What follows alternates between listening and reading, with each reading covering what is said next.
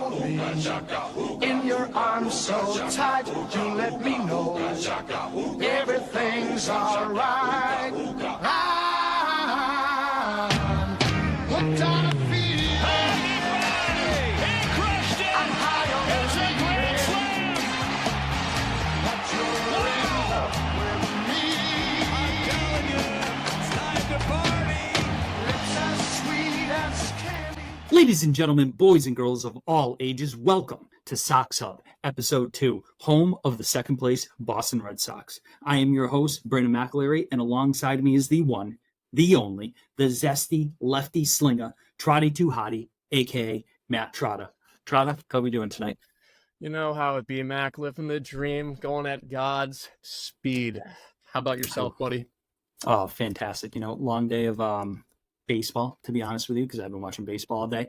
Sox opening day, but we are not going to get to that anytime soon because that just left a hole in my heart. But overall, doing good, doing good. Yeah. Happy to hear, buddy, outside of, opening day. We'll get there, though. Well, yeah, you know, we didn't predict them to win the Burns' start, so that's fine. Check. Yeah. Did I want some more positives to happen? Sure, but we are not here to talk about the Orioles. Other than breaking news that just came across my phone about 5-10 minutes ago, we did mention it. I thought I would throw it out there. We're going to have to get a sound for that one, but Jackson Holliday did get called up by the Orioles, and of course, it's going to be against the Red Sox. Classic. Add to the misery that has been going on the last couple of days with the Red Sox. Hopefully we can keep him at bay, but it's probably not going to happen. He's going to go off. He very well might. I don't know. The one thing that I have going for me is when you bring up a 20-year-old kid is that he might be pressing at the plate a little bit to try to show off. But, I mean, the kid's got the tools to be literally a five-star stud in the MLB for the next literally probably 15, 16, 20 years. 110%. The Rookie of the Year chase is back on for him. I'm excited to see it. Absolutely. Absolutely. Just out of curiosity, who would your Rookie of the Year be in the AL? I know I'm throwing you on the spot here. Wyatt Langford. Wyatt Langford. I feel like he's like the easy pick. And I'm not saying that it's, whatever. Safe but money like, bet. Safe money bet. safe money bet. Good way to put it because Wyatt, I like Wyatt a lot. He's got a plus hit tool, but I don't know. Jackson could make some steam. I mean, that whole, I know we're a Red Sox podcast here, but that whole Orioles minor league organization is wild. Did you see them the night that they put up 28 runs and the top four prospects for them in Jackson Holliday, Heston Kierstad, Kobe Mayo, and Norfolk or something like that? They combined for 8 home runs and 16 RBIs or something like that. That Norfolk guy or whatever, that was the one that had 10 RBIs in that game, right? I think Kierstad did because he had was the one? 2 or 3 home runs, 8 or no, he might have had. Yeah, I think it was Kierstad. But a lot of those kids. After that. Yeah, and the thing that kills me too is he's 25 years old. I was looking at his numbers today, and he's batting literally .423 with 6 home runs and 29 RBIs already, or 15 RBIs, something like that, something ridiculous. You got to trade. You got to trade him at that point. Some team will take him. And either trade him or trade Cedric Mullins. You know what I mean? Go trade Austin Hayes, some guy up there, and bring in some of these young guys. But I don't know. I do hope for the best for baseball that the Orioles are actually good because I feel like it's good for baseball when they are good. And Dave Rubenstein actually does some exciting stuff here. Maybe signs Corbin Burns. Maybe signs Adley to an extension, signs some of these key guys. But there's no way they're going to be able to keep all of them. They're going to do good enough for Craig Kimbrell to ruin it all like he's done for everybody with the Sox. Amen. But to start, so we are on episode 2 here. Obviously, we're still trying to find our footing here. We kind of jumped in. We did no practice on episode 1 or anything like that. We talked for about 5-10 minutes before we started and just went into it. Got a lot of positive feedback on stuff and some criticism. So, we're going to try to work on things. We'll see if we can keep this one under 2 hours. No promises, though, because Trout and I just love to talk baseball. And once we get together, it's tough to stop. But sorry, not sorry. I would like to plug our Twitter, Instagram, TikTok. We got all 3 of those things. If you guys want to go follow them, our Twitter is at SoxHub Pod. Our Instagram is SoxHub Pod as well. And our TikTok is SoxHub.podcast. TikTok. Yep, I have no idea how to work it. So we're just going to be posting the clips that, some clips from the episode and stuff like that on most of the stuff. I do want to give a big shout out to two people here, though. One is to you, Trotter. Did an amazing job with episode 1. He's our producer, our co-host, everything. I'm literally just the pretty looks on this podcast. That's really all I have to offer here. Good face, good voice. Yep, that's really about it. However, ironically enough, Haley listened to the podcast and she's like, I literally thought that was Trotta talking at the beginning, not you. You do not sound like yourself in a podcast. Wow. She even thinks you sound a little different like you do. Yep. I mean, I'm hoping so because I hate my voice. So, the more different, the better. But anyways, so go give the social some follows and whatnot. And, we'll see what happens. Second plug to my artist, Jay Frost. I'm wearing his hoodie right here. But he's the one who did our SoxHub logo. And I'm sure he'll do quite a few more pictures and logos for us in the future. He's on Twitter at jfrostx_, and same thing on Instagram. Go follow him. Puts out tremendous art, does tattoos, all that stuff. Dates my sister, so I'm kind of forced to like him. But no, he's a good kid. Full body tattoo, that like dragon thing you did the other day. Insane. It's wild. Like, I have a whole story of his tattoos, like, on me. Like, this was the first one he did. Then I have one on my back, and then I have one on my ankle, and I have one on this arm. And, like, they're all, like, a couple years apart and stuff like that. I have a whole story of his tattoo journey. But he's very talented. So, give him a follow. Shout out. Pod breakdown for you guys. Just, we're planning on doing 2 times a week. It's going to be very tough to obviously recap after every series. Trout and I both work full-time jobs, obviously. So probably plan on doing one on the weekend and one midweek whenever we're free. And going to try to deliver that to you guys 2 times a week. And like I said, try to keep it a little bit under 2 hours. But again, no promises. But all right, jumping into it.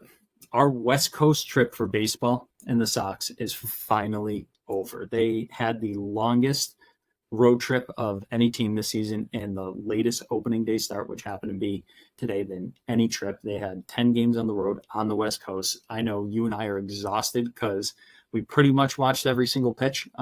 There were nights where I would fall asleep at like 12, 11:30, and I'd miss like the last 2-3 innings, whatever it may be, here and there. But my God, I'm so happy that West Coast trip is finally over.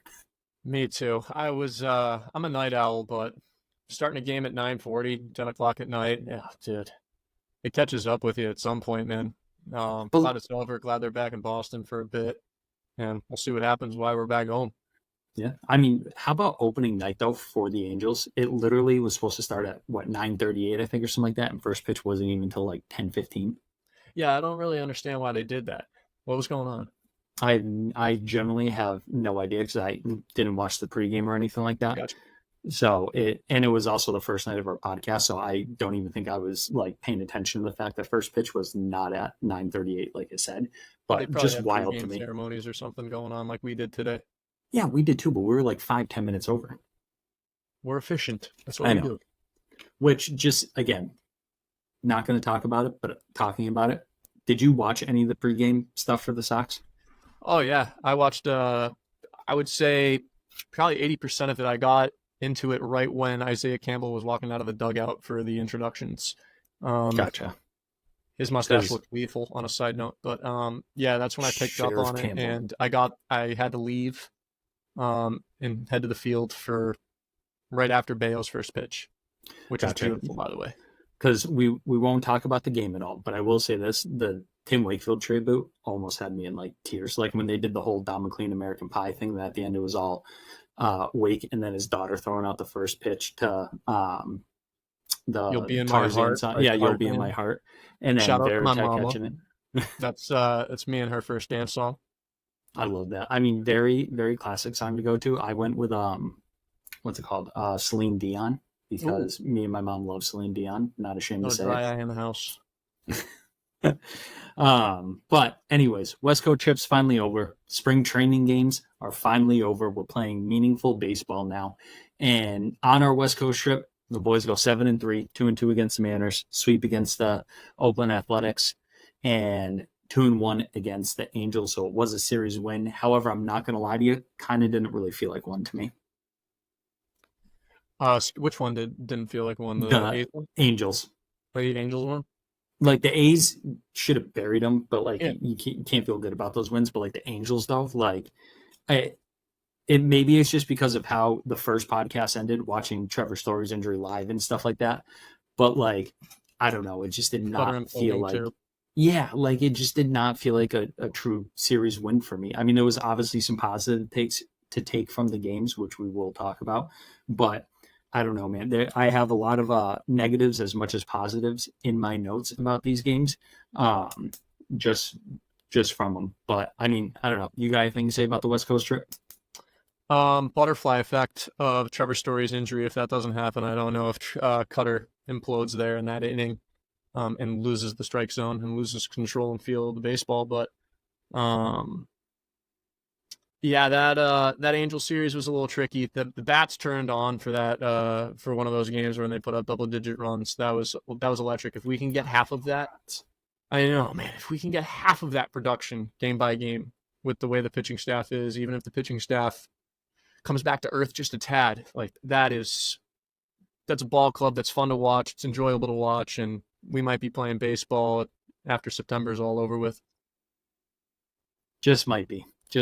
I mean, I'm still getting a lot of flack for it. I got lit up on Twitter today from one of my boys that like, come on, Mac, you can't believe this is a winning ball club. John Henry doesn't care, and he lit me up, and I'm like trying to stay positive. I'm like, I'm an optimist. What do you want from me? I've said from the beginning, there's a lot of ifs to this team. Like, if Tyler O'Neill stays healthy, if Cedane Rafaela comes up and does things, if Yoshida builds off last year, if Trevor Story stays healthy, like if Tristan Casas does what he does, if Bale builds off last year, Pavetta, like a lot of it counted on a lot of players building off what they did last year. But yeah, not to get sidetracked on that note, but yeah, got lit up on Twitter for trying to stay positive about this stuff. Hey, I'm going to double down on your positivity here. And I hope that guy's listening or woman is listening right now, because I got some eye-popping numbers here. Hit me with them. You got to hear. Through first 10 games of the season, year by year, man. What are we again? 7-3? Okay. 2023, 2022, 5-5. 2021, 6-3. We lost in the ALCS that year, did we not, Mac? Oh, we did. 2020. We did win 92 games that year, though. Oh, all right, not bad. 2020, COVID. I'm not going to talk about it. 2019, 2-8. 2018, 9-1 start. You know what happened that year. Time to party. 2013, 6-4. 07, 6-4. 2004, 6-4. I see a trend, Mac. So you're telling me there's a chance? I see a trend. There is a chance. Now,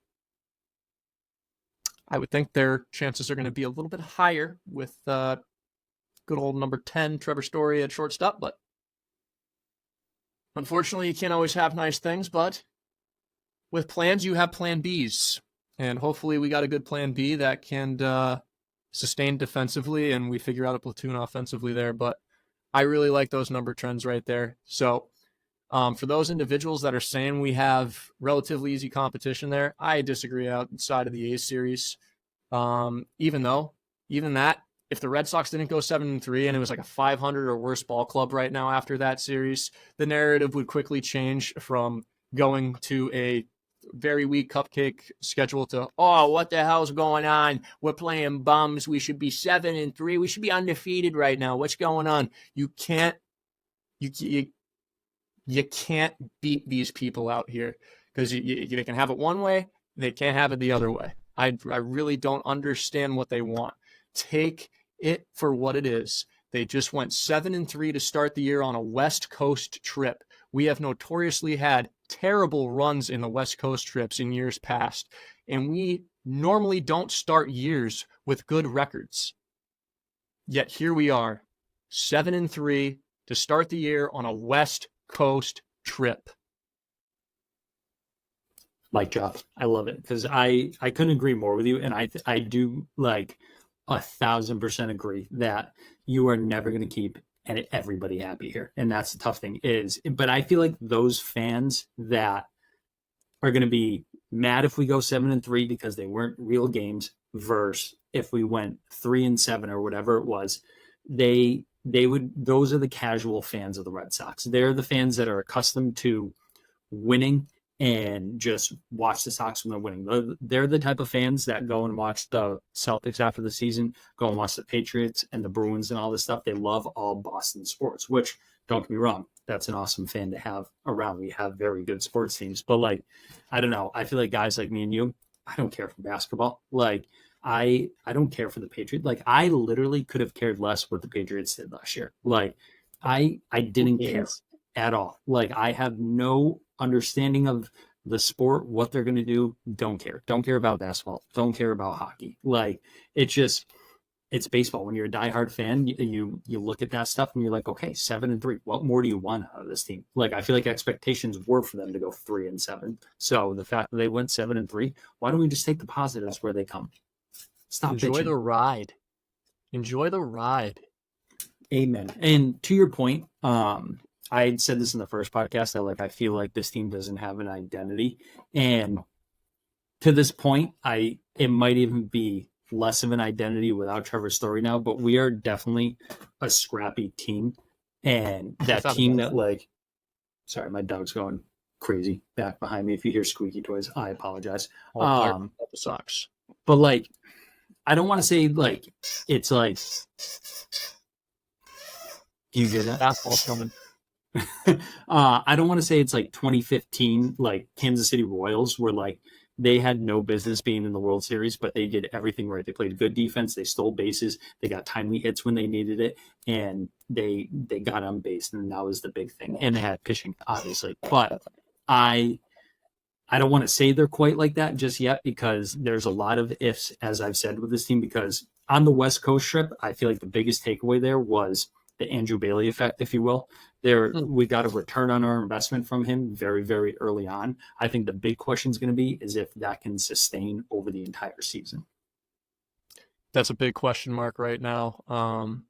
My expectation isn't that it's going to sustain all year like this. Like, they've been pitching extremely well. Like, we can't expect this to happen all year, let alone, like, the first half of the year up until the All-Star break. We can't even expect that. I'm happy with where they're at right now. If they regress a little bit, I'm still going to be pleased, because anything is better than the last year and the year before with our pitching staff. It's been brutal. So I'm just going to take it day by day, series by series, and hope it continues. Amen. I mean, I will say this. Brian Bale got lit up on his fastball last year. Like, he would have hitters in like a 0-2 count and then try to throw a high four-seamer and would literally throw a belt high for a home run right after that. He has not thrown a single four-seamer this year. And no, I'll think about that's what I'm saying. Sinkers, sliders, like tunneling those pitches pretty damn well. And his control's getting there. Like, I feel like each game I've seen him pitch, it's gotten a little bit better. Obviously, he doesn't pitch well in Oakland for some god-odd reason. But that's kind of the takeaway that I got from Bale a little bit, was still no four-seamers and stuff. But once he's to jump in here every time, he's great. Let's jump into the recap here. Let's talk about the Angels series. Go for it. So, game one, we were actually recording our first podcast watching that, but we will kind of recap it to a certain extent. Griffin Canning versus Cutter Crawford. Offense exploded for 5 home runs that game. Like, that was great. O'Neill hit 2. Duran hit his first one. Cassis hit his first one. And greasing palms and hitting bombs. Slick Dick Reese McGuire out there showing it off with the stick. Cutter went 4.2 innings pitched, 5 Ks, 3 walks, 2 hits. He obviously struggled with command towards the end there. The big thing that I kind of felt with Cutter's start with watching that was it was an encouraging start that became discouraging towards the end, because the big thing with Cutter Crawford was wanting him to go deeper in games. What was a positive is, seeing him throw 90 pitches. The negative to that, though, was he couldn't even make it through 5 innings. He had walked, 3 straight guys or something like that? Like, literally could not throw a strike for his life. Now, maybe that had to do with something with Trevor Story's injury, because it was right before in that inning that had happened.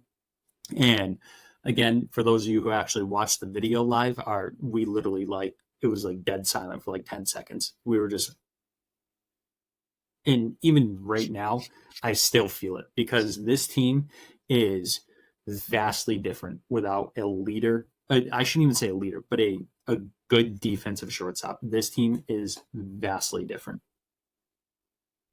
You need him bad. I know. Need a shortstop bad. But that's where, I mean, might be jumping a gun here. No idea. But I feel Vaughn Grissom needs to go to shortstop. I know I'm going to get disagreed with on that, but we have the outfield depth to fill the outfield and play average to maybe above average defense. And putting Rafael at shortstop, I think that that's been our biggest hole for the past couple of years. And we saw it with Kike, how many errors were caused. And the big thing too is pitchers cannot go deep into games when their defense is not playing well behind them. So now they're throwing an extra, 15, 20 pitches a game, which maybe could equate to a whole nother inning, but they can't get out of the fifth inning now because their defense is making errors. And we're going to talk about it in game 2, but pretty much Devers doesn't make that error, we win the game. Yeah. To the point, though, the biggest thing, actually, you know what? I'm going to continue recapping before I get there, and we'll sum it all up. But anyways, bullpen looked pretty good. I will say that. But Lincoln Martin, they kind of struggled a little bit with command as well. My big thing that I took away from game 1 was command of the pitchers was not what we saw in the previous 2 series. And I do know that it's not going to be perfect all year. It 100% not going to be perfect all year. You had mentioned I don't even expect it to sustain that mid-season. We'll see. But I will say this. I felt like pitchers were really struggling to grip the ball in Anaheim all 3 games. I know pitchers get a new ball and they naturally go like this with it, but I was watching them rub it almost every single time that they got the ball. There were certain pitches that Chris Martin was throwing, and afterwards he'd be like, just because he knows that it shouldn't have missed. Chris Martin pounds the strike zone. Now, granted, he did get out of there with only 1 walk, don't get me wrong, but it did not look like vintage Chris Martin. Now, granted, that could be because of his usage the previous games, because he was used a decent amount in the West Coast trip, but every pitcher I saw that on the Red Sox, literally, I felt had struggled gripping the baseball or something because spin was not right. I feel like it's weird for Cutter to literally not throw a single strike. It was what 8 straight balls or something like that. It was ridiculous. Just a lot of pitchers could not grip the ball is something that I noticed. I like that take a lot, especially with the location that they were playing at. It makes sense with the climate. Yeah. And then why we need the foreign substance, but a little sticky stuff. Tyler Glasnow came out and said, he goes, I guarantee you your favorite pitcher was using sticky stuff. He was like, I was using sticky stuff. Everybody was using it. I miss the sticky stuff. That's all I'm going to say.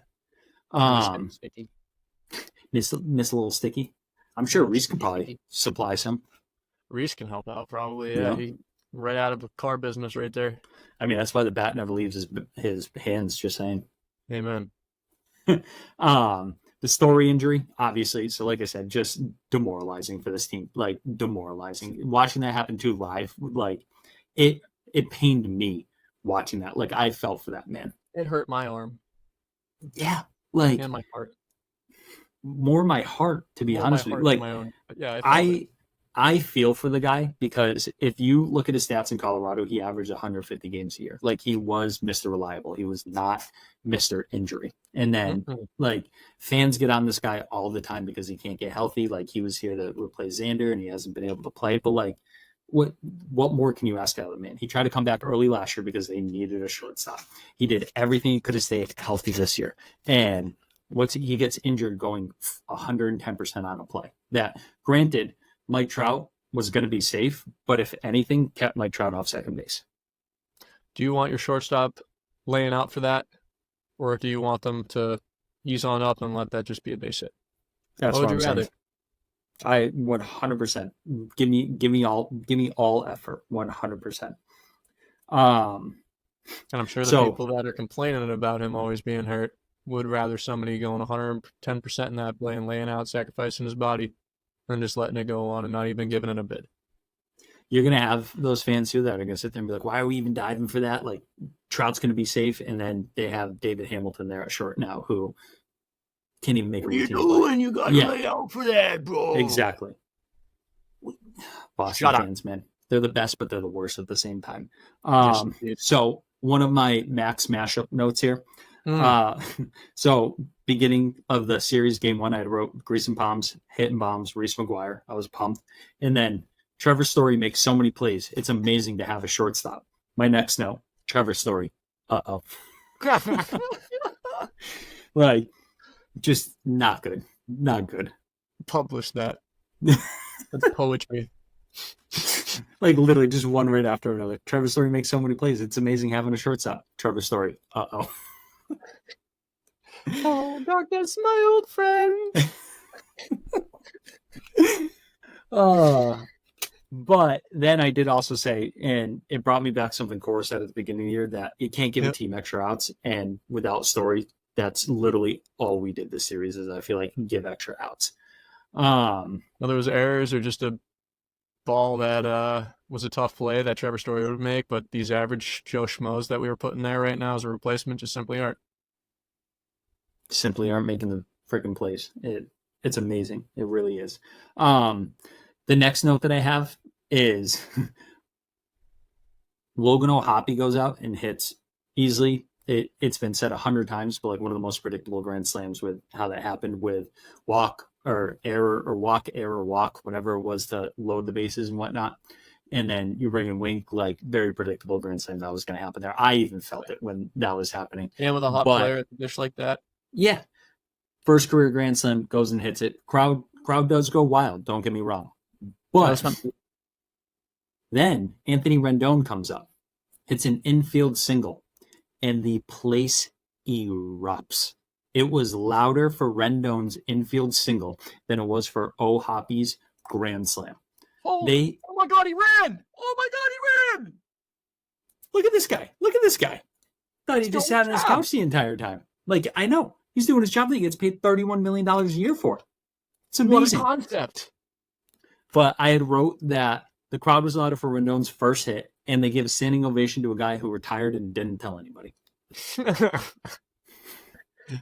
That's poetry as well.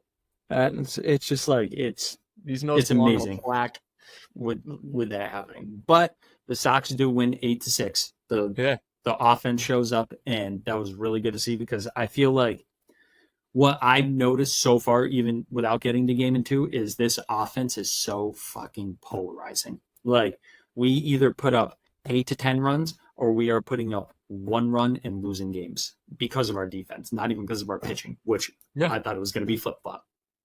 You and me both, brother. It's amazing. Game 2, Detmers versus Whitlock. Detmers absolutely shoved it down our throats. He spit down our throats and made us call him daddy. That's really what it came down to. We got, I think, crap, I don't have it written down. There was 1 home run. Was it Reese? I think it might have been Reese. I think it was Reese's Pieces, yes. I think it was. Yes, it was Reese. But anyways, Detmer, 6 innings pitched, 3 hits, 1 earned run, 12 Ks, 1 walk. Like, just bent us over, didn't even buy us dinner first. Quite efficient. Quite efficient, if I do say so myself. Whitlock, 4.1 innings pitched, 4 hits, 4 Ks, 4 walks. Now, how'd you feel about a start? Not great. There's no swing and miss here. Quite concerning. Sounds like the same old song and dance with him as a starter in these multi-year projects of keep going all in on him being a starter. I'm just still not sold on it. I won't be sold on it. If he doesn't have swing and miss as a starter going 1 time through the order, I'd much rather put him in for 3 to 6 outs on the back end of games where he can go 110 and empty the tank right away. Because the issue him having to pace this, I agree with that 100%. He belongs in the bullpen. He was literally an all-star level bullpen arm for us, elite level bullpen arm for us. But the tough thing too is, to your point, no swing and miss. So now you get a guy who's relying on the defense. With Trevor Story, probably not as big of a deal. But without Trevor Story now, that's a big issue. Without a doubt. If you go look at Corey Kluber box scores from last year, He stunk. and you compared it to this Whitlock line, it would look really similar besides the hit total. That Corey Kluber hit total is a little higher. But Whitlock against better lineups than the teams he's faced so far, really concerning. It is. Now, I will say this, some of my other notes on this. Command wasn't there and labored through 4.1 innings pitch. But on a positive note, did stretch him out. He got to throw 101 pitches, which a lot, don't get me wrong, but it's nice to see him throw 101 pitches and kind of be able to do that. Now, granted, I know Cora's been very vocal about holding his pitchers accountable for not going 6 innings. You're going 5. Yeah. So help me God, you're going 5. I don't care. And that's what he made him do, pretty much. Like the day that I walked out to the mound, I think I told you the story, and we were playing Seacoast United, and I had 15U National, and Mikey Anderson walks the bases loaded. He lets up a couple hits or whatever it was. And you could tell he was pissed. And I walk out there, and he goes, "Hey, coach." And I just look at him and I go, "You got us into this fucking mess, and you're sure shit going to get us the fuck out of it." And I just turned around and walked back to the dugout. That kid pounded 3 straight fastballs as hard as he fucking could right down the middle. Swing and miss, swing and miss, swing and miss. Got us right out of it. It was unbelievable. But I like that. Holding pitchers accountable, I do think is big. Now, granted, there's some, give and take there when it comes to the defense. Don't get me wrong. Especially when they make good pitches, get a ground ball, and the play can't get made. Let's see, what do I have in my notes from? Oh, also what I had in my notes from game 1, by the way, stop hitting our players, because there was 3 hit by pitches, and you had Raffy in the hand, whose freaking hand was swollen and black and blue. Who was it? Tyler O'Neill, I think, got hit by a pitch, and somebody else got hit by it. There was 3 hit by pitches. And it was Story's injury too. Yeah. Stop. We're already having a bad enough night. That was one game that I literally just wanted to be over. End it in the 6th inning. Yep. Call it. I don't care. Unsafe for the players. That happened to Trevor. We're done. Thanks. Yep. I'll see you tomorrow. See you tomorrow night. For some reason, I did write this, and it clearly was early because it's the first note in game 2. I wrote Whitlock command equals sexual with some of the spots that he hits. Because there was some pitches that he was throwing with his slider and his sinker that were just dotting the corners. Without swing and miss, that has to happen every time. Those ones that you're like, oh, those 1 out of 10s. Yeah. Every time if you don't have the swing and miss. What amazes me, though, is you look at Whitlock, you look at Bayo, and they both throw relatively hard. Now, granted, Bale's he can touch 98, but he's mostly 95 to 97, I'd say. Mm-hmm. But their sinker fucking dives out. Their sliders are tight. They're harder this year. Their changeup, same thing. It's harder. How are we not K-ing dudes? I don't know if that's an Andrew Bailey thing. I don't know if it's a Bayo thing. I don't know what the issue is, but how are we not K-ing dudes on some of these pitches? On some of these pitchers with the way that their shit moves. Whitlock's sinker's fucking filthy. And then you pair that with his changeup, but just somehow not getting swing and miss. Could be the mental approach on the arms themselves. They're more than likely programmed right now to pitch to contact and just attack the zone, try and induce that weak ground ball, weak pop-up. They're not really thinking strikeout like a lot of these new school guys are wanting. You know what I mean? So if you're thinking, I need to punch this guy out right now on this changeup, you're going to try and put a little extra zest on that change to get a little bit extra movement, get a little extra drop to it. If you're thinking just pitch to contact, you're probably not thinking about that so much. It's going to be a B+, A- one instead of an A+ one. But I do also wonder if that, now that I'm thinking about it, Cora's directive maybe to a sense of hey, I want you guys to go 6 innings.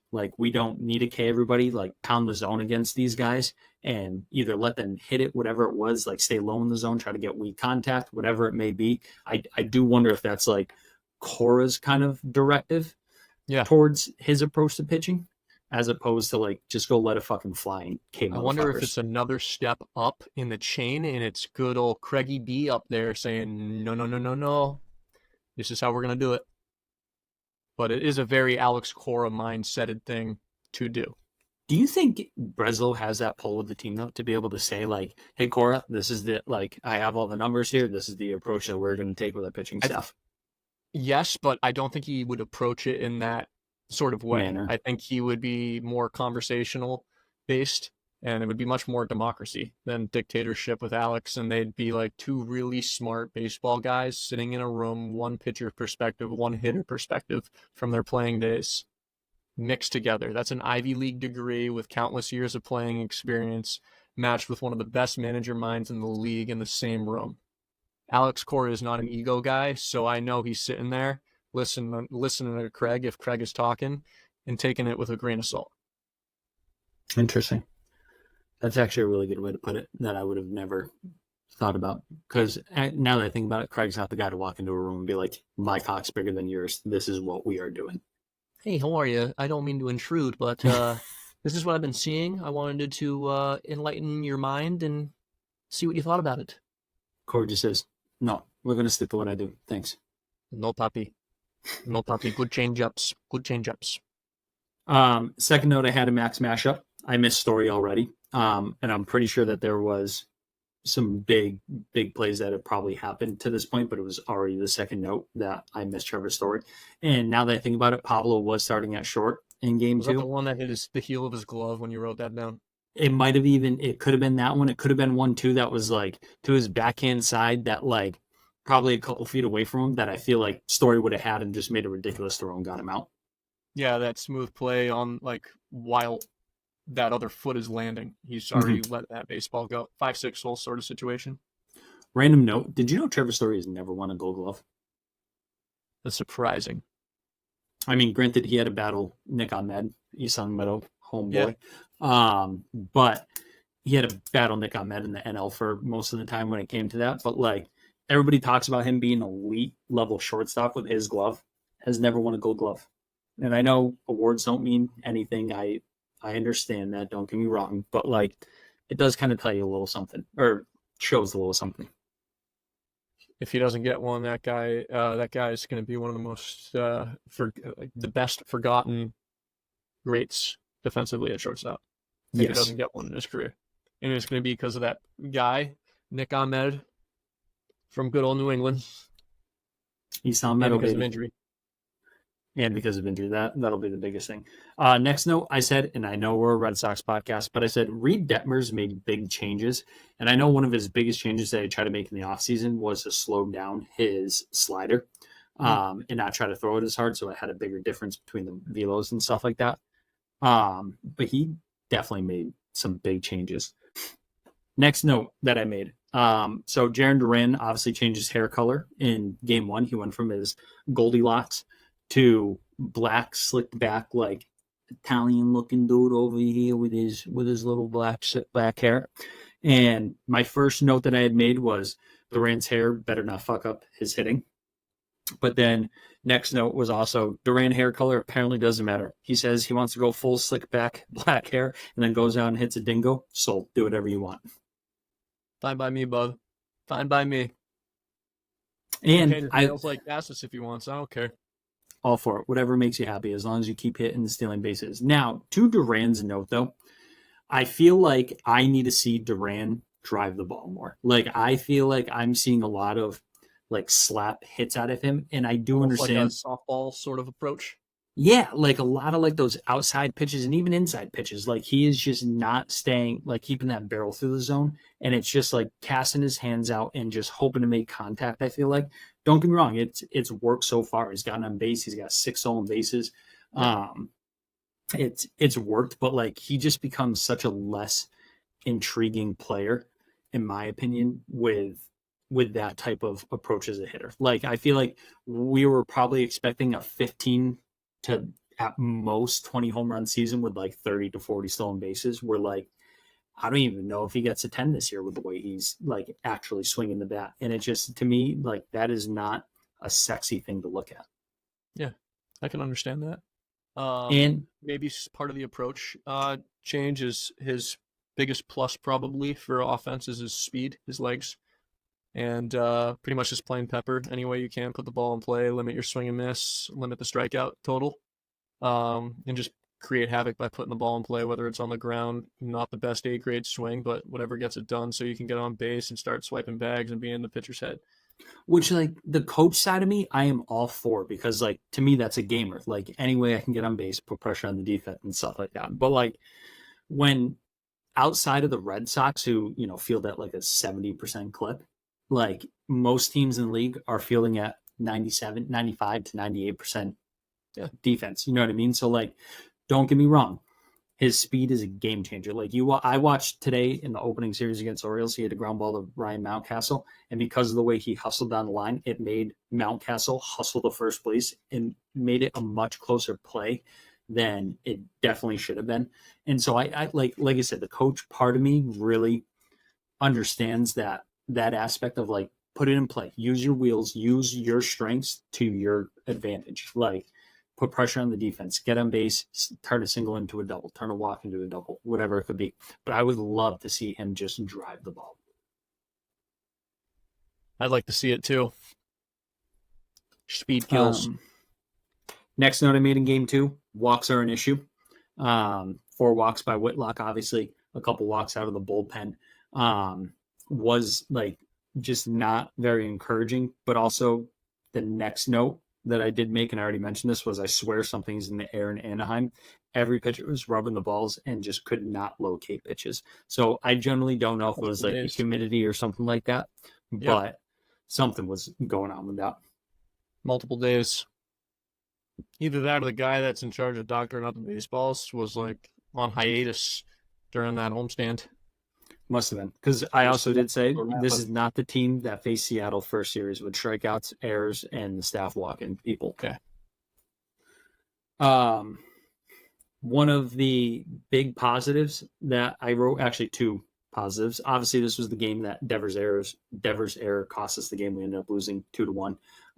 In that those 2 runs end up scoring on Devers' error, or direct result of that. And again, I wholeheartedly believe Trevor Story at shortstop, that error doesn't happen. He's not even involved in that play, but I just feel like he has that calming presence to Dever, knowing that, like, all right, I got this dude by my side, anything's possible. 100%. That might be where the walks are coming from too. The pitchers are probably thinking, I got to throw this pitch in an even finer spot because they don't trust their infield as much without Story there. Mm-hmm. I did write winnable game. This defense is celibate without Story, which, again, that's clearly the big takeaway here. Kind of. What did you say? I said the defense is celibate without Story. It does not fuck. Oh my god, man! Am I wrong? No, you're not. That's just a hell of a way to say it. I don't know. It looks like a 14-year-old asking out the hottest girl today. You got some great ones today. For some reason, when the Sox do bad, I just, for some reason, can fire them off. When they're doing good, I just have only positive things to say. It's Rich. Keep it rolling, bud. Justin Slayton looked phenomenal out of the pen. 2 innings pitched, 5 Ks in game 2. That dude is fucking nasty. If you're not on the hype train, get on it. Drive line special. Drive line special. The other thing I wrote, Sheriff Campbell is going to be a key piece of the bullpen all year. He's a dog. I actually went with the mustache in honor of him.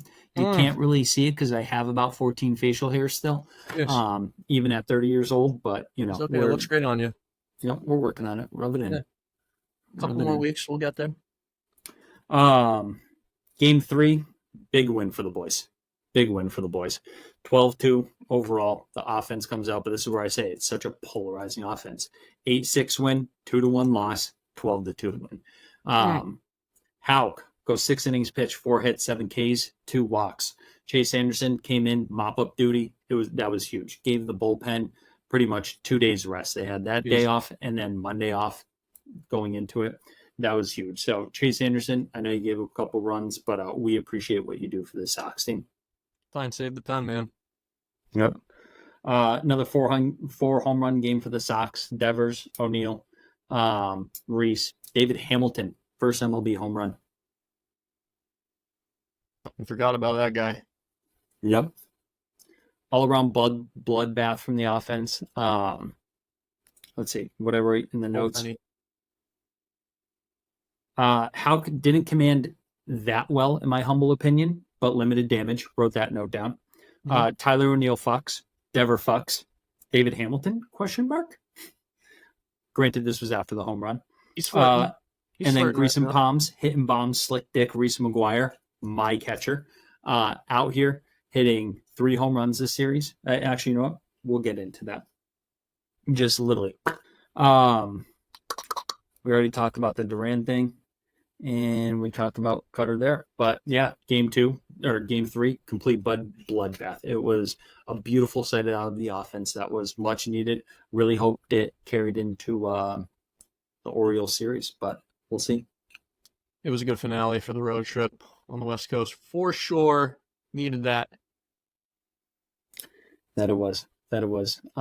Now, before we get to our series MVP, SoxHub series MVP, that is, introducing a new segment, my friends, called the SoxHub series Trotta's Top Pitching Performance, a.k.a. the TTPP, brought to you by Bullet Slider Whiskey. Precision craftsmanship, smoothly savored and violently delivered. This week's TTPP is no other than Tanner Houck, baby. Clap it up for the big fella out there. Goddamn. That dirty blonde Jack Sparrow looking beard mustache is getting done. He's got some of that whiskey dripping over it. Goddamn. All right, that's hurting my voice there. I can tell you labored through that one. All right, here's All right, why give me some stats. Houski is our TTPP right here. Hit me. 7 Ks, 6 innings, 0 earned. Held Trout hitless in that Angels series for first stop. Okay? I'll put her against me. 0 ERAs on the year. That slider or boomerang that you want to call it, whatever the hell, bullet slider, sweeper, whatever. It's a slider. We're going to call it a slider. That thing's unhittable. That's all you need to know about it. That thing's starting in the third base coach's box. This thing's insane. Anyways, the way he's attacking the zone, the first 2 pitches of the at-bat is beyond impressive. Rarely getting to 2-0 counts, 5 total, 23 for 45 in first pitch strikes, through 1-1 counts this year, which have been 22 total. The opponents are batting .050 against him through 1-1 counts. He's getting better as the game is going deeper this year. That was the big issue and been the narrative since the Vietnam War with this guy. Well, guess what? The second time through the order is better than the foist this year. Ooh. First time through the order, it's a .235 batting average against. Second time through the order, a 118, Mac. But you want to hear the beautiful part? Is 118 good? I think so. The lower your opponent batting average is against you, normally that's a good thing. Okay, so it's like golf. Yeah, you like want the lower score. I think so. We might have to check the rules, but yeah, I think that's how it rolls. We'll get back to that. Yeah, we'll have to circle back. Mm-hmm. Now, like, he's notorious at not necessarily going 3 times through the order. He's done it for only 2.1 innings total this year, third time through the order going. So that's not even 9 batters. So he hasn't even gone through that for 1 game. All right. But in that 2.1 innings of the third time through the order, it's a 125 batting average against. That's the difference maker right now, and a big, big reason why the big dog is your TTPP of the week. Brought to you in part by Bullet Slider Whiskey. Let's go, brother. Love that. Tanner Houck, in fairness, has looked phenomenal through his 2 starts, and you drove it home there. But his biggest thing, obviously, was not being able to get to the third time in the order, and that was going to be the thing to watch for this year. Like, did Andrew Bailey kind of see something, maybe fix it? We have no idea. What I will say is that he's looked very comfortable out there. Like, he doesn't usually show emotion. Like, he'll get in and kind of tuck up his sleeve or something like that. He keeps his face relatively straight, normal. But like his presence out there though, like just looks way calmer. Like he looks way more confident out on the mound this year than he has. It reminded me of watching him in 2021 playoff run, of how much of a dog he was in the playoff atmosphere and how cool, calm, collected he was, but at the same time still absolutely dialed and fired up. Reminded me of that Tanner Houck mindset and mound presence. I do wonder how much the narrative of him not being able to go through the third time of the lineup has driven him in, like, throwing a chip on his shoulder to like go out there and be like, you don't think I can fucking do it? Well, watch this. Because to the same note with Whitlock though, like Houck could be an elite level reliever. We've seen him close. He has 9 career saves, and I believe he did that in 2022. So like we've seen that he could be an elite level reliever because of the way that his slider moves. Because like, let me ask you this on how, because you're the pitching guy. I know he has 2 like plus pitches. Now I'd probably say it's his fastball and his slider. Like, I know he's worked on a cutter, and I'm pretty sure he has a changeup. Like, his split. That's right. That thing looks pretty damn good this year, man. Because like that's going to be, I think, his key piece to being able to go through a third time lineup, go deeper into games, pitch 6-7 innings consistently is going to be to have not even necessarily a plus third pitch, but just a third pitch in general that can actually get hitters out. Because the way I would compare him to is, now granted this guy is a year or 2 younger, but there's a pitcher for the Marlins. His name's Max Meyer, and he's got 2 plus pitches, his fastball and his slider, but that is it. And granted, he's pitched very well this year, but like hitters have picked up on that in 2 strike counts, he's going to throw that slider. And they've been able to foul it off and hunt the fastball. So I wonder if Houck could kind of fall similar into that, where like if he could truly develop a third pitch, I know he's got multiple pitches, but something that can be an out pitch outside of his slider, I think that's going to be the biggest key for him to be able to get through that third time. Devil's advocate, you can go the other way and be like Spencer Strider and only need those 2 pitches. The fastball. Spencer Strider also take that out of the way. There in the fucking zone. That too. I thought you were going to say he's hurt currently, but no. Yeah, but like Tanner Houck stuff plays, man. I mean, that's a really funky slot compared to the traditional Spencer Strider one. I mean, I know Spencer Strider's metrics are stupid and godly, but Tanner Houck's are too, and that's a really unique arm slot right there. If you recall, when he was first coming up, Tanner Houck, they were comparing him to Chris Sale from the right side, and they would mirror those 2 together. I believe Rob Freeman, shout out to you, Pitching Ninja. He had an overlay of those 2 frame by frame, delivering a pitch to each at the same exact time, and it looked identical. It looked like a butterfly. It was crazy to me. I think that splitter is going to be huge. That pitch is going to be the equalizer, I think, to help him out, get deeper into the games. It looks really good this year so far, specifically in that first start. He had that thing rolling. In all honesty, I mean, again, we work full-time jobs, so I couldn't watch a ton of that Tanner Houck start. I watched some replays. I would assume that splitter was working really well in that game as well, based on the numbers that I saw and the output that he had. I would say that Andrew Bailey probably has a pretty big piece into this success so far. And if that splitter isn't going to be that third pitch to equalize things, it's going to be that much more tactical with that 2-pitch combo in creating sequences, creating locations, creating mixes, how to maximize the usage of those 2 together versus a specific lineup or a specific batter. Because there's a lot of holes in a lineup. You just got to find them. And with those 2 sort of pitches being so plus, with the stuff plus ratings, you can find outs 2-3 times a game, 10-12 times a year. Tanner Houck, if you're listening to this, which I know you probably are, obviously, really in the clubhouse, really just focus on that split finger a little bit more, if you wouldn't mind. Hold it down, brother. Hold it down, brother. Drink a shot of Bullet Slider whiskey and then go out there and do your dance.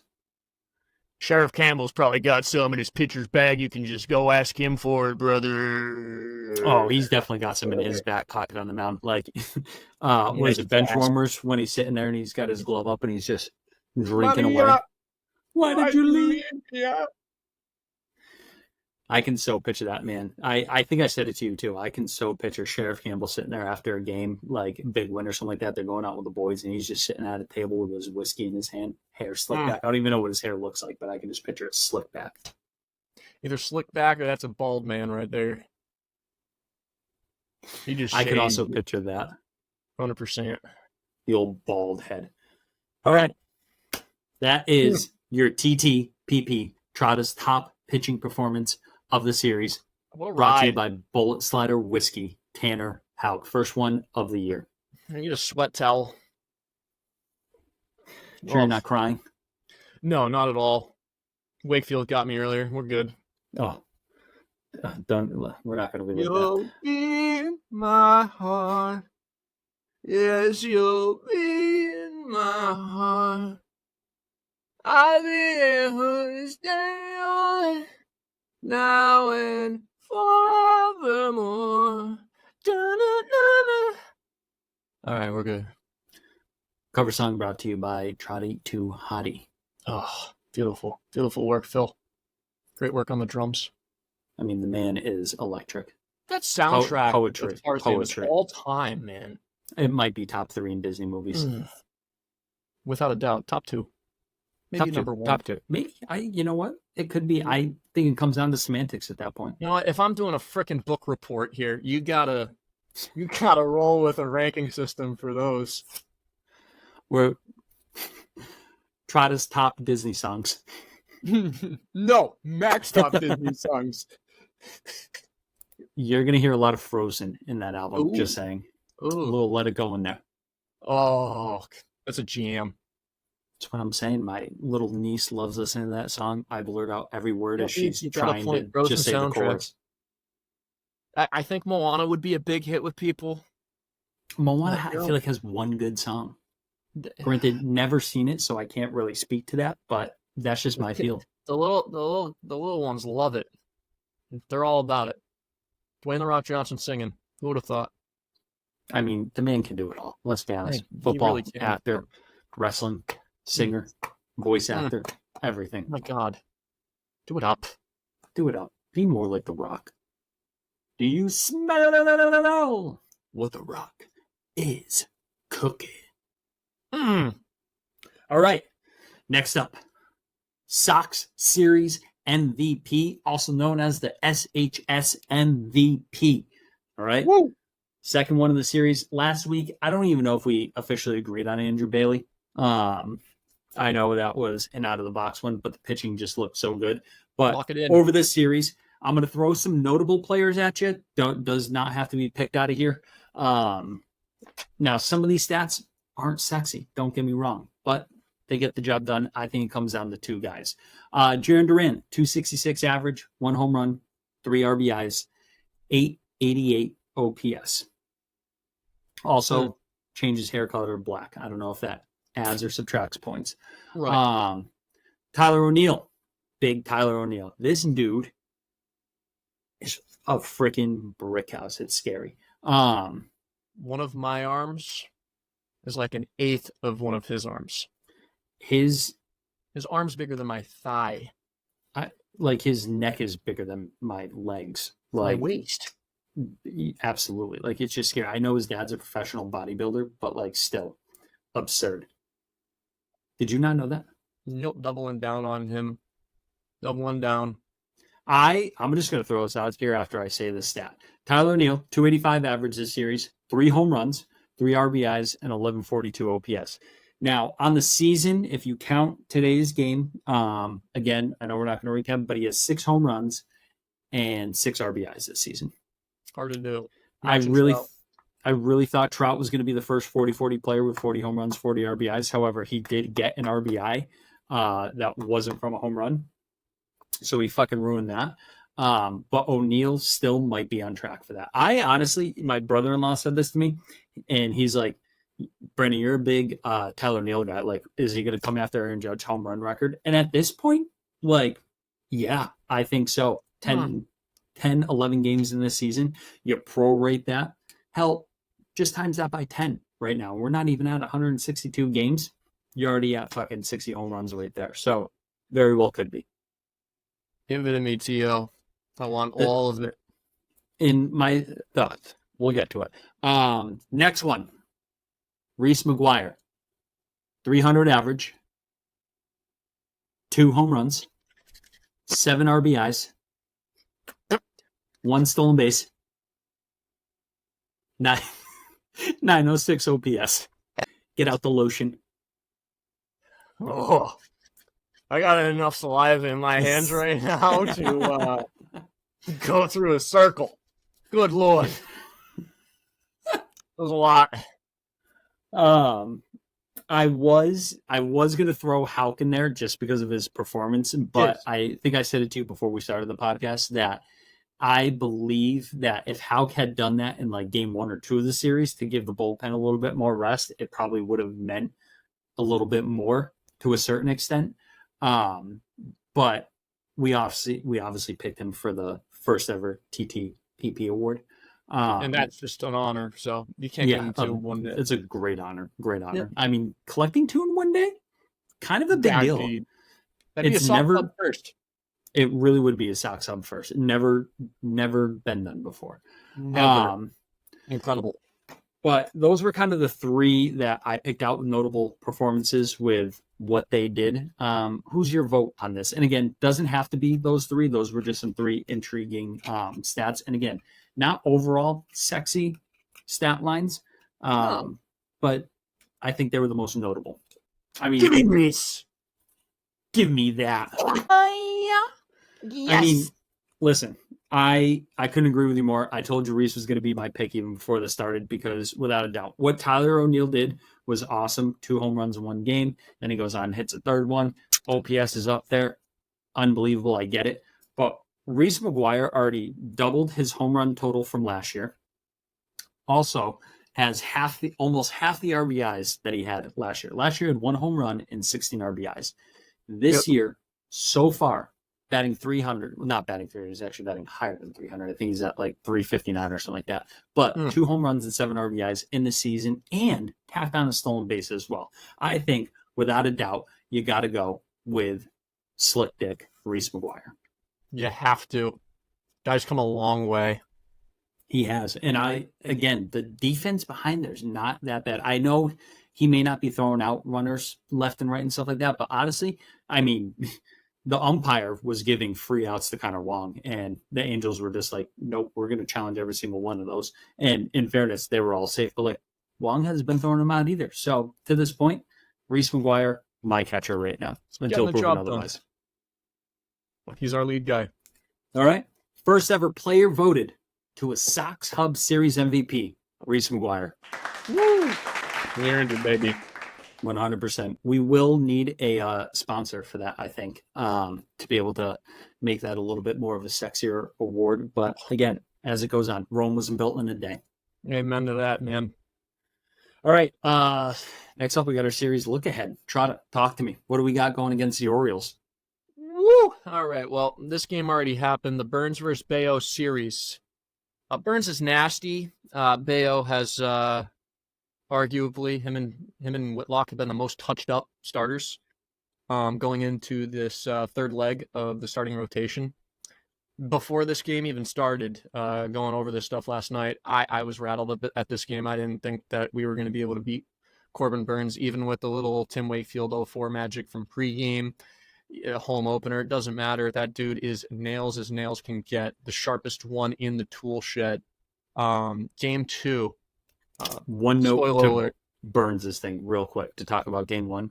I feel like, again, I know this game already happened, but like I feel no matter what, we were going to struggle just because we have such a lefty heavy lineup, and with that cutter just running in, like Right on the hand.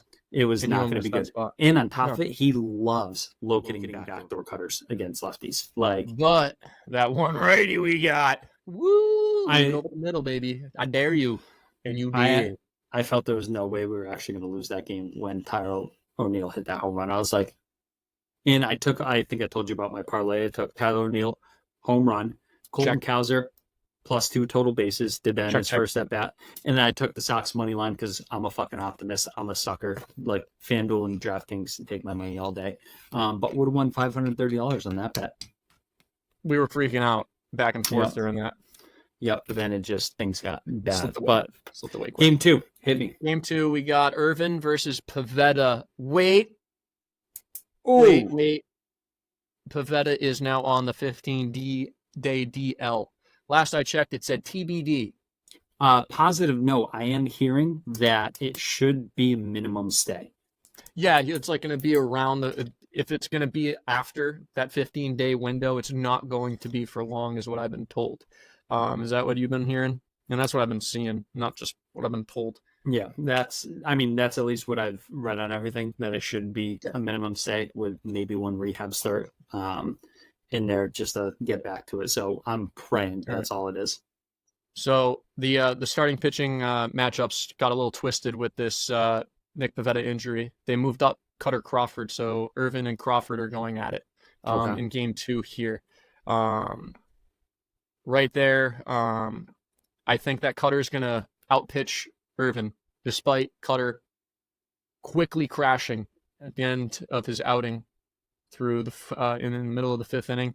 I think he has a nice little bounce back. He has a big chip on his shoulder. He's a grown-ass man. He knows what Alex Cora is asking him to do. He knows he needs to step up and do a better job. That man's going to hold himself accountable, and he's going to one-up Irvin, and he's going to give us a 6-inning start, I bet. And it'll be his best one out of the 3 so far on the year.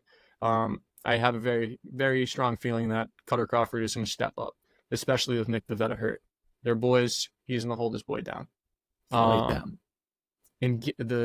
As well, Irvin doesn't really have great stuff. Also, like, he used to play for the Athletics. Like, I'm all set. Like, nobody is that good. I will say this: players that leave the Athletics tend to do better away from the Athletics. Yeah, you're right. You're right in a certain sense. I have a feeling that, like, if you're a betting man, which you are apparently from 2 seconds ago, Sox should cover the spread in this game right here against Irvin. If it's +1.5, which I bet it will be, take it. That's free money, I think.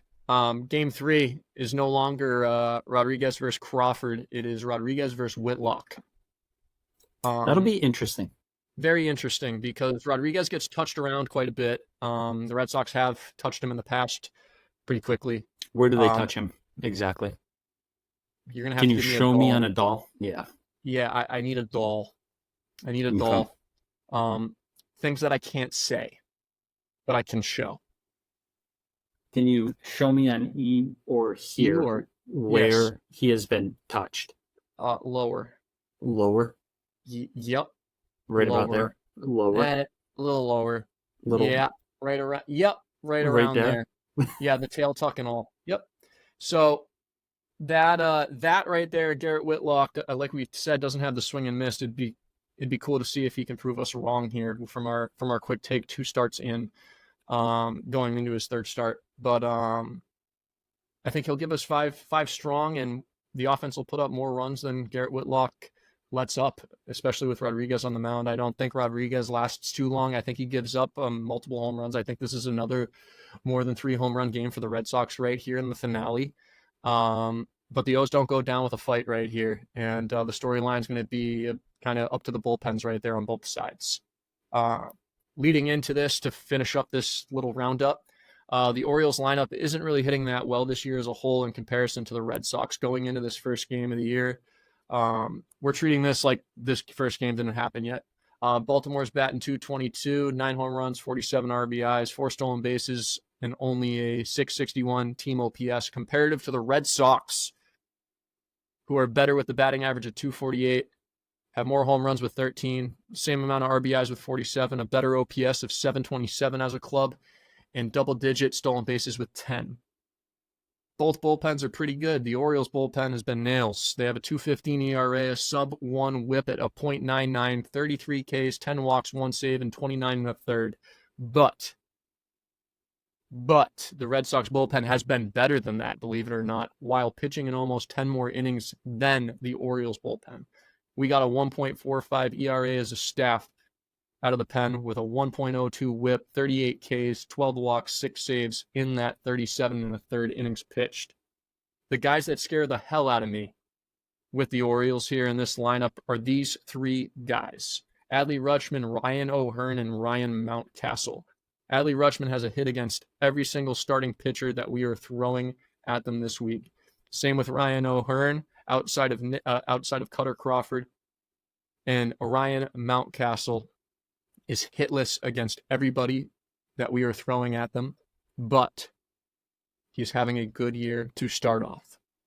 I mean, he's finally healthy this year, and one of my close friends was in his wedding or whatever. He played in the Orioles organization, and he said that Mountcastle's due for a big year. He's feeling healthy. He's feeling good. He's in a good spot. I could see that. Underrated guys in that lineup too. I would think that he gets looked over by first baseman all the time, even though I think he's 2 years removed. I think in 2022, he had 27 home runs. And keep in mind, too, I think he's only 25, 26 years old. With the amount of Tristan Casas starting all-star first baseman takes that there were throughout this offseason and leading into the regular season during spring training, you would think that you would have heard Mountcastle's name pop up at least one time. I didn't even hear a whisper of Mountcastle. The crazy thing is people want, like, O's fans. I don't even know if it's O's fans, but people are talking like crazy too to like trade Ryan Mountcastle and be able to bring up a Hessen Kierstad or a Kobe Mayo, something along those lines. But it's like, again, you have, like, he's a really good first baseman. I would gladly take him on our team. Like, give us a little right-handed thumb. Yeah. But interesting thing for you against Rodriguez. I know we've already gave our predictions, put them out there on social media for the Orioles games.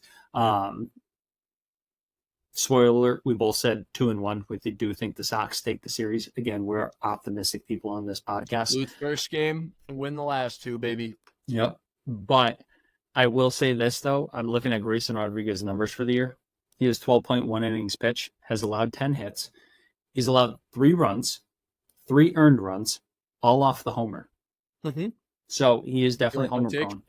But like my more than 3 home run ball game off him? I do like that take. However, Grayson's still pretty fucking good. Yeah, he is, but Sox lineup still fucks.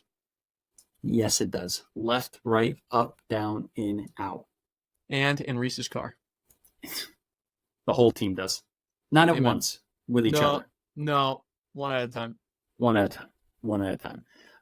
But as we already said, series prediction, we believe 2-1. They lose the burn start, which they already did today.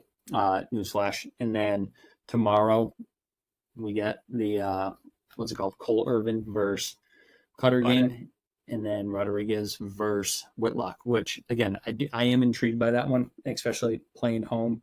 We'll see what happens. I mean, the Orioles they're good. I mean, they're third place us right now, so they're clearly not that good, but they're a good ball club. But they are homer prone. I have seen them give up some home runs, and if there's anything this offense does to score runs, it's hit fucking home runs. That indeed, brother. All right. I know we promised you guys not to go 2 hours, so if you're still with us, God bless you. Our last topic here that we do have to cover, we talked about this last pod, but Trotta has a book report for us because his lovely fiance read his book in like 6 days and he hasn't even touched it yet. So she should probably do a little thanking to me for making this happen. But we have the fourth wing here. And I know a little bit about what it's about. A little lions, tigers, and bears. Something like that. Some fantasy shit. Wagons. Into wagons. I love it. Now, if I stand corrected, you do have a PowerPoint. Oh, yeah, we got a full-blown PowerPoint presentation to go over the first chapter, the setting, some important characters that are popping up, and some predictions on what's to come. I love that. Do you have the ability to share your screen to see this? Yeah. Yes, I do, sir. Let me... I love that. Why don't you pop that bad boy up? And I'm going to tell you now, I did get a sneak peek. I did not read the information, but the absolute layout of this, I guarantee you, Trotta has never worked harder on a book report in all his time throughout school, grade school, elementary school, high school, college, none of that. This is pretty darn impressive. Yeah. Believe it or not, I was not a star pupil in school. So I didn't even read the fucking first slide. SoxHub means fourth name. Ladies and gentlemen, it's my great pleasure to introduce you Red Sox fans to the wonderful world of Fourth Wing. Welcome to the land of Navarre. It's the big map in the book. We'll get to the map, everybody. This first chapter first takes place at Basgaith War College, which is in Navarre. Here is the map that they present within the book. Now you can see where Navarre is. It's right there nestled. It looks like a lovely place, does it not? No danger. Right? Okay. Safe as sound. Looks pretty safe. Looks fun. Looks like a nice little humble abode. I love it. Well, we're quickly introduced to our main character.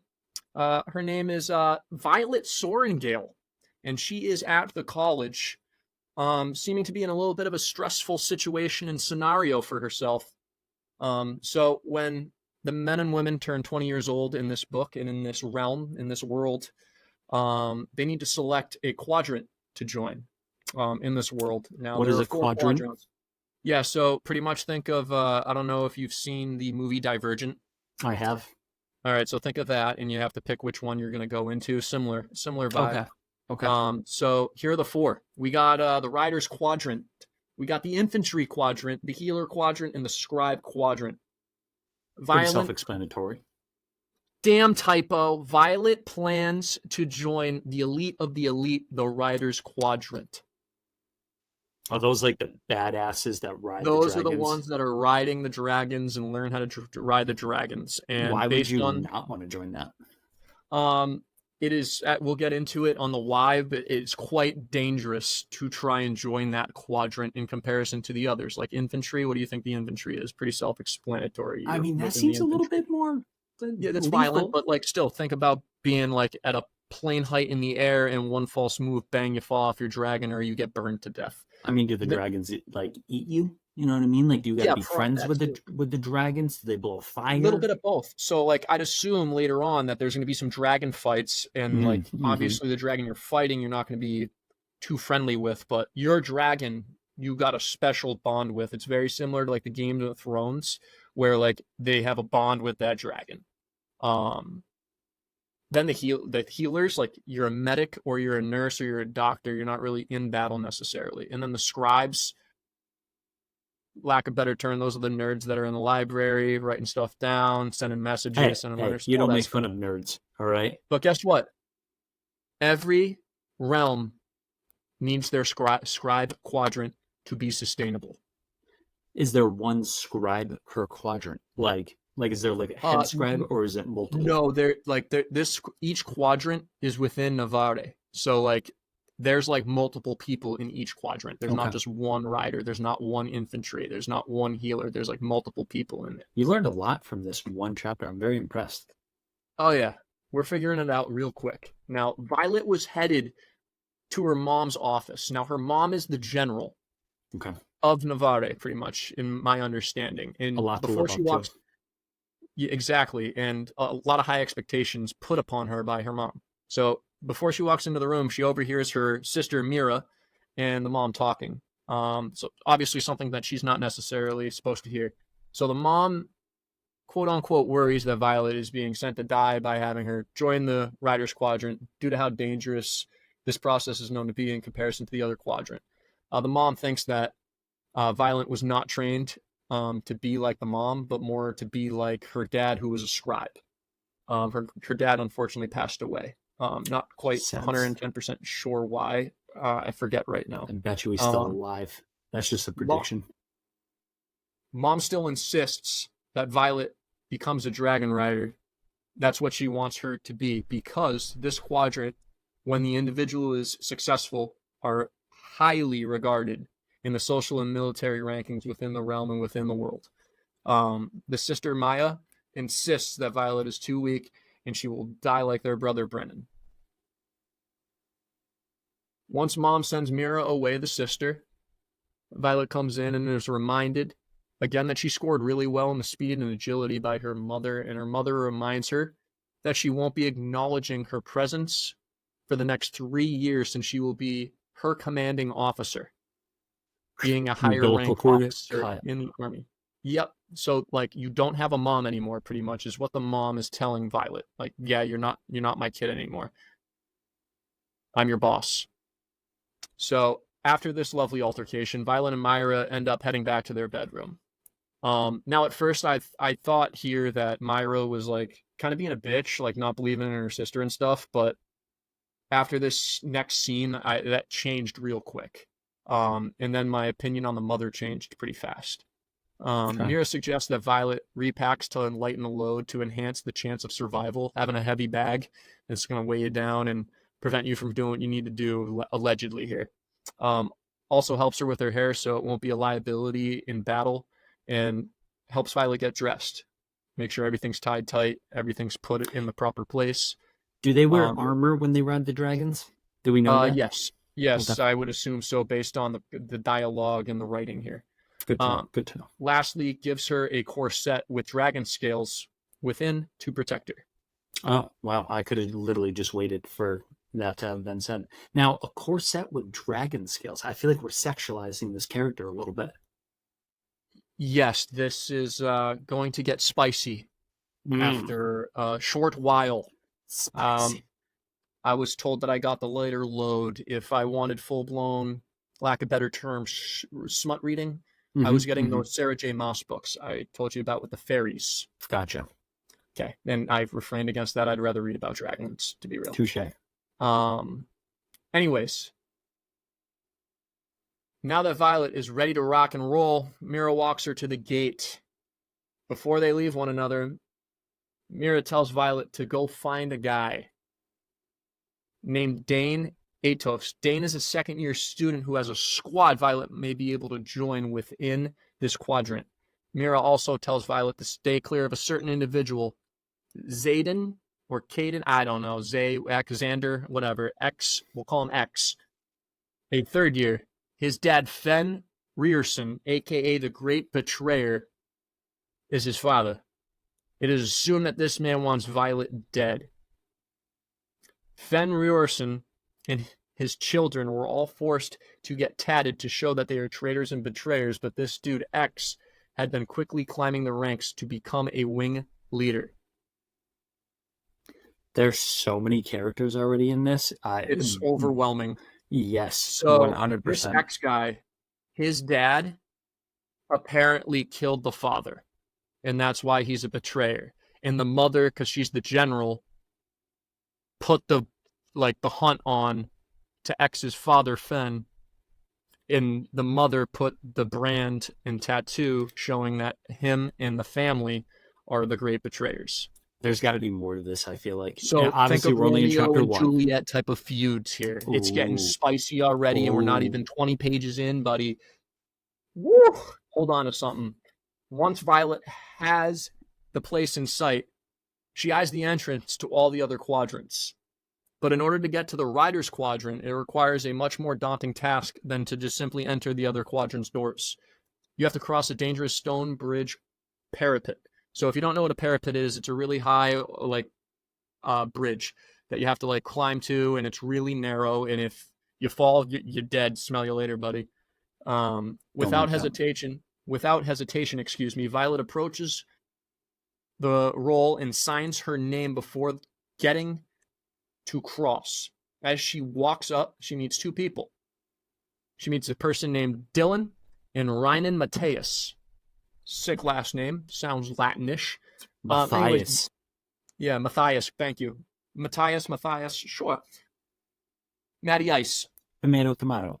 Yeah, amen to that. Violet offers this Rynan guy her riding shoes when she notices that he doesn't have shoes that have traction on them. So she's a good person. person. I'm like, Violet, honey, if you give him your riding shoes, you don't have shoes either. So then you're not going to have traction. Valid Good Lord, point. honey, what are you doing? What a selfless decision. But goddamn, at the same time, you got to think for yourself here. You're about to die if you don't have traction. I see why she should have been a scribe. Yes, but also, wow, what a savage. I guess, yeah. When Violet starts to cross the parapet, she spots someone she finds quite cute. But oh, hold the phone. It's that bad man X. No. Someone speaks to Violet, and X quickly knows who Violet is as well and whips his head around, man. They start getting into a conversation. Conversation isn't the word for it because X was accusing Violet's mom to Violet of commanding the execution of his dad. While Those she are accused him wild accusations. of murder of her brother. This cute way of flirting between these two was cut to a screeching halt by that dude Dylan, screaming while he was falling to his death from the top of the parapet. This is how the chapter pretty much ended, man. Right there was those two bickering, X and Violet. And like, oh shit, you did this to my family. No, what are you talking about? You're crazy. You did this to my family. What are you talking about? That's crazy. Ah, no, save me. Gone Dead. forever. End scene on a chapter 2. And that's where Wow. we leave off in the reviews. Now, I just wanted to review the characters within chapter 1 because it was overwhelming, just so we can keep aboard. Violet obviously is our main character. She seems like a badass so far through the first chapter. Seems like a nice girl, selfless. Gave her riding shoes to someone she just met when so he had a higher chance of advancing with her. Mira is her sister. Seems real worried about Violet's future. I don't think she was shit talking to her mom. I think in a negative way. I think she was just worried sick because that's her sister and she Protecting loves her her very sister. much. Easy. General Sorngale, when that's referred to moving forward, that's the mother. Remember that, I would assume, because the mother said, hey, you're not my daughter anymore, pretty much. I'm your boss. I'm your general. Like, I don't think mom is going to be the word. I think it's going to be General Sorngale. So we got to remember that. Dad is dead, but I think that'll come up because I think they have a relationship. So I think Dad is dead. Brennan, brother, also dead. Died 5 years ago in the Tyrish Rebellion. So he's dead. But again, relationship similar to the dad. Both dead, but we'll come back. Gone forever. This guy, Dane Atos, we haven't met him yet, but we heard his name. He's going to be important. It's the guy the sister Mira told Violet to find, the second-year student with the squad that she could potentially join. The other note that I put here is like, ooh, could this be the potential love interest? And that's like, I wrote this note down before we met X. All right, so hear me out on this. This is the dude Mira told Violet to stay away from. All right, X is branded with a betrayal tattoo because of Violet's mom. Okay? But, oh, no. This is the love interest because it's the forbidden love. Mac, it's the forbidden love. Violet loves a bad boy, is what it seems. And then that her mom would hate. It really comes together about there. the murders within the families and about the feud for their first interaction. I can hear the wedding bells right now, man. I just love it. Maybe Dane is like the mentor to her, but Xaden becomes that love interest, like you said, that forbidden love, that apple that Adam and Eve should not have taken a bite from. Maybe he becomes a good guy. Close. I think there's going to be a potential love triangle here. Okay. Ooh. All right. So hear me out.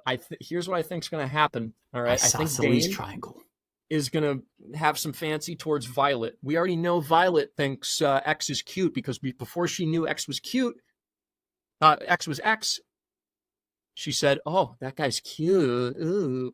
So, X is also going to be effing with Violet a little bit. Feels wise. So I think those two are going to be really smitten, but they both know it's forbidden. So it's going to be in secrecy in a sense. And Dane's going to be trying real hard, simping it up all day long, not gotten nothing from Violet. While in the meantime, X and her kind of doing stuff on the side or figuring stuff out and end up falling in love and breaking the family feud. Either that or like X is going to die. It really set the tone pretty early that people are going to die with this dude falling off the bridge here.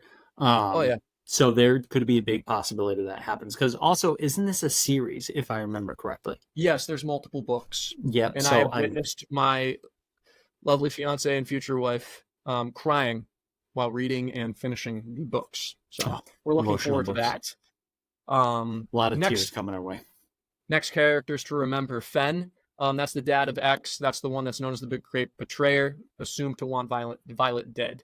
Ryan Matthias is the one that was given the shoes from Violet. So we're going to need to remember him. Dylan, also dead. R.I.P. Guy couldn't cut it. He was the first guy dead that was trying to enter that rider quadrant. First one. To see you later. Dude, unbelievable. Like, you gotta be tougher than that, Dylan. If you can't even walk over that tall bridge. Though, like, it's probably a good thing he died. It's probably a good thing he died. We didn't even want him in You're only as good quadrant. as your weakest link, man. Amen. Only as good as your weakest link. And Dylan was the weakest link. Now that you got him off, I think we're going to ride. No pun intended.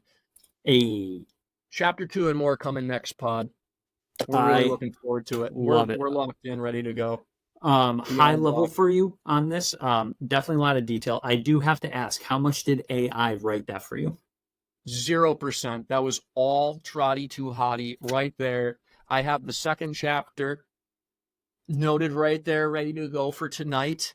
The second chapter is really short. Same with the fourth and fifth. I previewed and looking up how long it would take me to go through a couple chapters. Now, I'm not going to go through every chapter each pod here. That would be preposterous. There's 38 chapters. We don't want to do this 38 times. All right, We're going to try and speed rush this a little bit, and I'm going to give you like 5 to hopefully 10 chapters each pod. I'll do the best I can. I got a full-time job too. Who knows, too?